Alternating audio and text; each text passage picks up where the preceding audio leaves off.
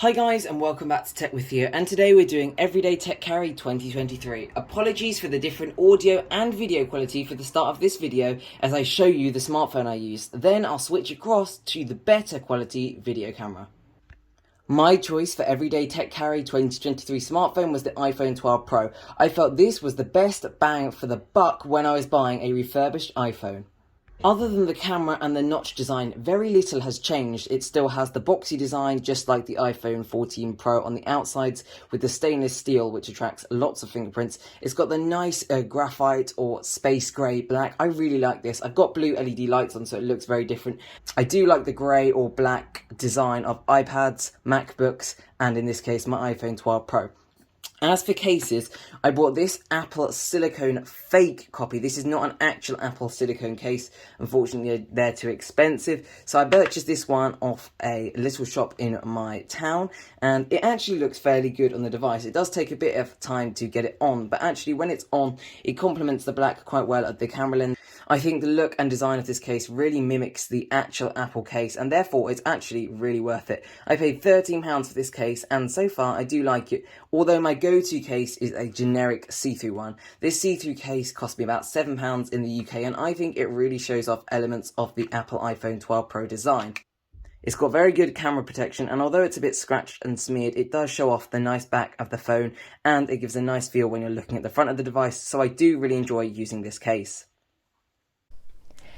Now, as I've switched video and audio quality in terms of devices, hopefully it'll improve and represent more of my actual channel.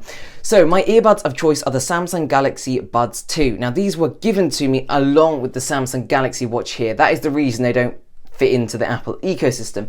Plus, when I previously had these devices given to me, I had a Samsung smartphone. These buds are great. They are super nice, stylish. Yet again, they're in this black, space grey sort of design colour, so you can see that is a common theme throughout my channel. They have generally good battery life, a nice USB-C charging port. They seem to be quite durable, and generally I'm very impressed with the sound quality from these devices. I do have a couple of issues connecting them with my iPhone 12 Pro, as I can't use noise cancellation anywhere near as easily as I can on my Samsung devices, but I am very happy with these overall. As for my watch of choice, this is the Samsung Galaxy Gear S3 Classic.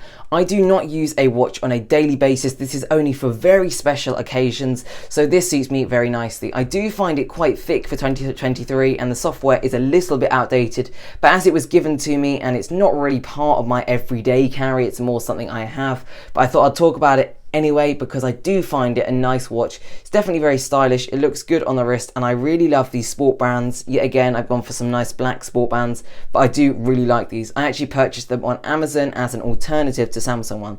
I'm very happy with this watch. My iPad of choice is the base level Apple 9th generation iPad. This is super nice. It's got a very stylish design. Yet again, this sort of space black grey design on the back of the iPad. As for the front of my device, I do think the bezels do look very outdated in 2023, along with the home button, but I find it super effective. When I'm consuming content, occasionally I take a photo or video, but the camera quality is not very impressive on this. This is a great device. Consuming content is great on this, super light, super easy to carry, and I find it very good.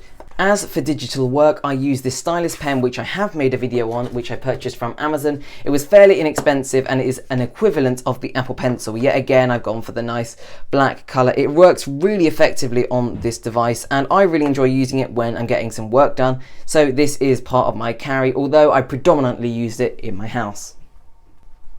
My MacBook of choice is the MacBook Air M1. This is a super great device. Even though it's a couple of years out of date, I find it super effective and super easy to use in 2023. I particularly love the very thin keyboard that Apple implement into all of their devices, and I think this silver space grey color combination looks very effective. The trackpad is also really good on this. I feel like it's really smooth, really responsive, and I do really enjoy using it.